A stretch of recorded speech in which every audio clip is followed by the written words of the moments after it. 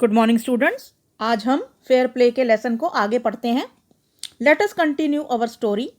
Read the story and choose the correct options. ये जो question answers दे रखे हैं इनमें से सही करेक्ट आंसर्स आपको ये स्टोरी पढ़ने के बाद चूज करने हैं। तो let's read first. So, Jumman was cross-examined by Algu and others. Jumman से क्रॉस एग्जामिन किया गया, मतलब लोगों ने सवाल जवाब पूछे और अलगू द्वारा भी और बाकी पंचायत के लोगों द्वारा भी। अब क्या होता है, नाउ द टू फ्रेंड्स, यहाँ पे सेकंड ये होगा dialogue. We have gone into the matter carefully. Algu बोलता है कि हमने बहुत केयरफुली इस मैटर को पूरा सुना। In our opinion Jumman must pay his aunt a monthly allowance. और हमें ये लगता है कि जो उस जुम्मन है उसको अपनी आंटी को मंथली खर्चा देना चाहिए। और else the property goes back to her, नहीं तो उनकी प्रॉपर्टी वापस कर देनी चाहिए। अब क्या होता है, now the two friends were seldom seen together.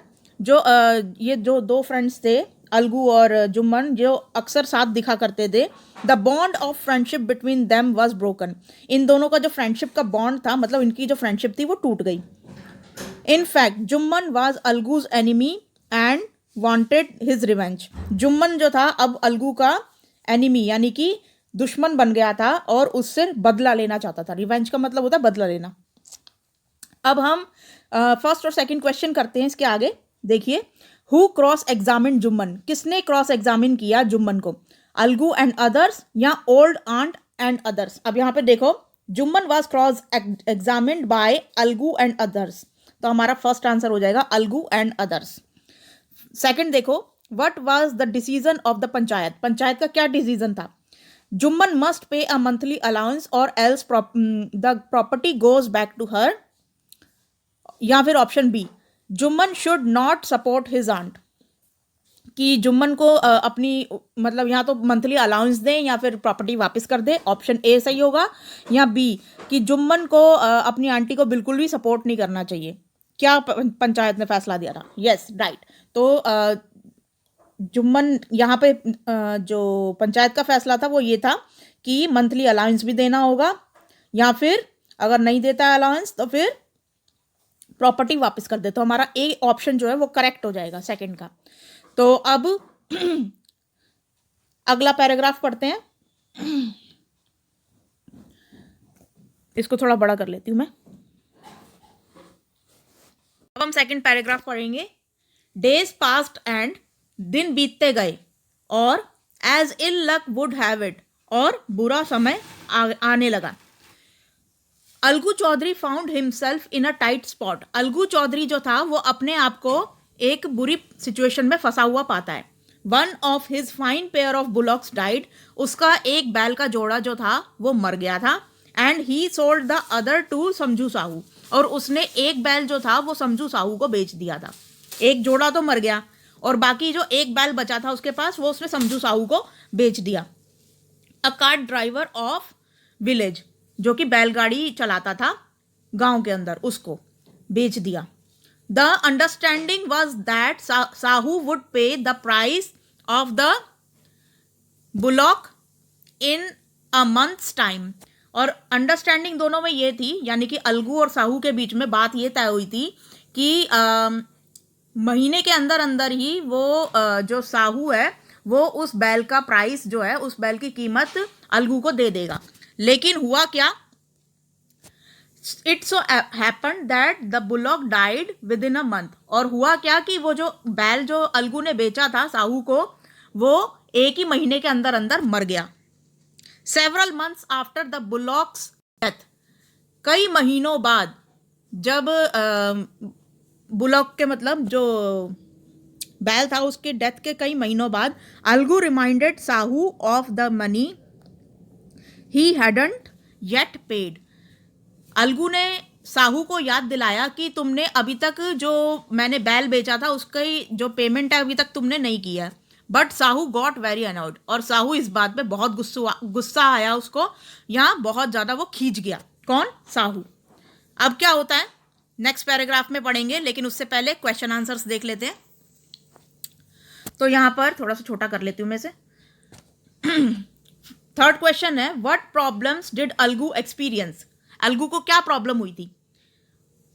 One of his pair of bullocks died and he sold the other to Samjhu Sahu that died within a month.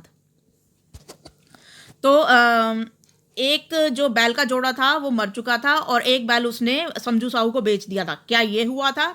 या ही फेल सिक, या अलगू बीमार पड़ गया था? दोनों में से क्या हुआ था? ए कि उसने उसका एक बुलॉक मतलब एक जो जोड़ा था बैल का वो मर गया था और एक उसने किसको बेच दिया था? समझू साहू को। नेक्स्ट है, तो हमारा ए ऑप्शन सही हो जाएगा इसके अंदर। ठीक है, तो क्वेश्चन नंबर 4 देखो, हु वाज समझू साहू? समझू साहू कौन था? अ वॉशरमैन, एक धोबी था, या a cart driver of village? तो हमारा आंसर होगा a cart driver of village, क्योंकि वो एक कार्ट ड्राइवर था, यहाँ पे लिखा भी हुआ है। ठीक है, तो ये इस तरीके से फोर्थ का बी ऑप्शन हो जाएगा। अब नेक्स्ट हम पैराग्राफ पढ़ते हैं। So let's read. I can't pay you a penny for the wretched beast. मैं तुम्हें एक पैसा भी नहीं दे सकता इस बेकार से बीस्ट का, मतलब बीस्ट मतलब बहुत बड़ा जानवर। मैं इस बेकार से जानवर का तुम्हें एक भी पैसा नहीं दूंगा। यू सोल्ड मी, जो तुमने मुझे बेचा। He brought us nothing but ruin. उसने हमें कुछ भी मतलब काम करके नहीं दिया, बल्कि और उसने बर्बाद ही किया सब कुछ। रुइन का मतलब होता है बर्बाद करना। ठीक है, आई हैव अ बुलॉक। मेरे पास एक खुद का बैल है, मतलब इसने तो एक बैल दिया था ना, इसके पास खुद का एक बैल था, तो दोनों को मिलाकर वो अपनी गाड़ी खींच रहा था। तो वो बोलता है कि मेरे पास एक बैल है, use it for a month.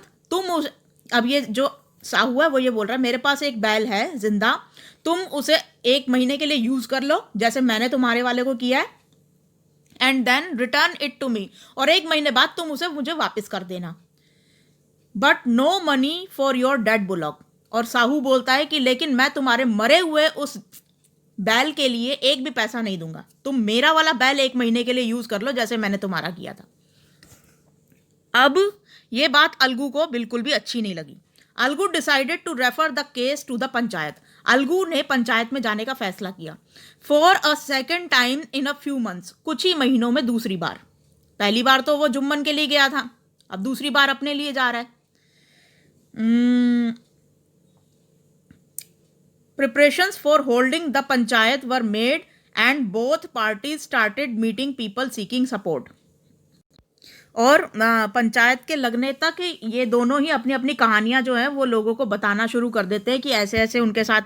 Algu अपनी कहानी बताता है लोगों को, और ये जो जुम्मन है वो अपनी जुम्मन नहीं, ये साहू जो है वो अपनी कहानी बताता है। तो लोगों का सपोर्ट, जैसे चाची बता रही थी तो लोगों ने कुछ ने कोई हंस पड़ा था, तो कोई उससे अफसोस जता रहा था। तो बिल्कुल वैसे ही ये लोग भी अपनी कहानी बताते हैं लोगों को, कि पता तो हो लोगों को कि आखिर हुआ क्या है, केस क्या है, मैटर क्या है।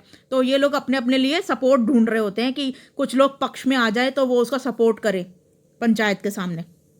तो अपनी कहानी बताना जरूरी होता है लोगों को। ठीक है, तो इसलिए वो लोग गांव में ये बात फैला रहे होते हैं। अलगू अपनी बात फैला रहा होता है कि मैंने बैल बेचा था और तय हुआ था, तो अब वो पैसे नहीं दे रहा है। और ये जो साहू है वो अपनी बात फैला रहा है कि एक ही महीने में मर गया तो मैं क्यों पैसे दूँ।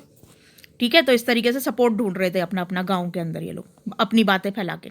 तो अब क्वेश्चन नंबर 5 देखो यहाँ पर, circle the correct meaning of the following words. ये जो फ्रेजेस या वर्ड्स दे रखे हैं, फ्रेज का मतलब होता है एक या एक से ज़्यादा वर्ड्स जो मिलकर कुछ अलग ही मीनिंग बनाते हैं। ठीक है, या फिर वर्ड, एक भी वर्ड हो सकता है फ्रेज का मतलब, और डबल वर्ड्स भी हो सकते हैं। ठीक है, तो अब यहाँ पर उनको सर्कल करना है। जो जैसे कि ये फर्स्ट वाला मैं करके दिखा रही हूँ, जैसे ये रूइन का मैंने अभी बताया था कि बर्बाद करना सब कुछ। तो डिस्ट्रॉय और डैमेज, क्या ये होगा इसका मीनिंग या इंपॉर्टेंट? ए डिस्ट्रॉय और डैमेज का मतलब होता है किसी चीज़ को तोड़ देना, किसी चीज़ को ख़त्म कर देना। ठीक है, और बी का मतलब है कि बहुत महत्वपूर्ण। तो क्या है रूइन का मतलब? किसी चीज़ को बर्बाद कर देना यानी कि ख़त्म कर देना, तो वो है ए, यानी कि डिस्ट्रॉय और डैमेज। तो रूइन का आंसर हो गया ए, लेकिन हमें यहाँ पे सर्कल लगाने को बोला गया तो हम ए पे यूं करके सर्कल लगा देंगे। ठीक है, circle the correct meaning of the following words, तो हम ए पे यूं करके सर्कल लगा देंगे पूरे। ठीक है, ए पे लगाना है, बी पे मत लगा देना। नेक्स्ट है टाइट स्पॉट। अब ये जो टाइट स्पॉट यानी कि एक से ज़्यादा वर्ड है ना, इसलिए फ्रेज बोला गया यहाँ पे ऊपर, ठीक है। फ्रेज का मतलब होता है एक से ज़्यादा वर्ड का अलग मीनिंग होता है। टाइट, टाइट का मतलब होता है बहुत कस के पकड़ा हुआ, स्पॉट का मतलब होता है कुछ धब्बा, लेकिन यहाँ पे टाइट स्पॉट इसका मतलब ये नहीं कि कस के मारा हुआ धब्बा, ये आंसर नहीं होगा इसका। इसका मतलब ये है कि टाइट सिचुएशन, एक तरीके से मतलब बहुत मुश्किल सिचुएशन जब आ जाती है। तो यहाँ पर ए है इसका डिफ़िकल्ट सिचुएशन, कि कोई बहुत मुश्किल की घड़ी आ जाना, या फिर मुश्किल टाइम आ जाना, या फिर मॉर्निंग, सुबह का टाइम। तो क्या आंसर होगा इसका? इसका आंसर होगा ए। तो हम ए वाले पे फिर से सर्कल कर देंगे। तो फर्स्ट का भी आंसर ए है और सेकंड का भी आंसर ए है। तो ये आपका हो गया, जो वर्कशीट है उसके आंसर्स मैंने बता दिए हैं। और सरकार की तरफ से मैसेज है कि 6 गज की दूरी बहुत है ज़रूरी। तो कुल मिला के आज की वर्कशीट कंप्लीट हुई। आई होप आपको ये पूरी कहानी का जो आगे का हिस्सा है वो समझ में आया होगा। अब देखते हैं अगली बार क्या मतलब आता है इसके अंदर। तब तक के लिए थैंक यू।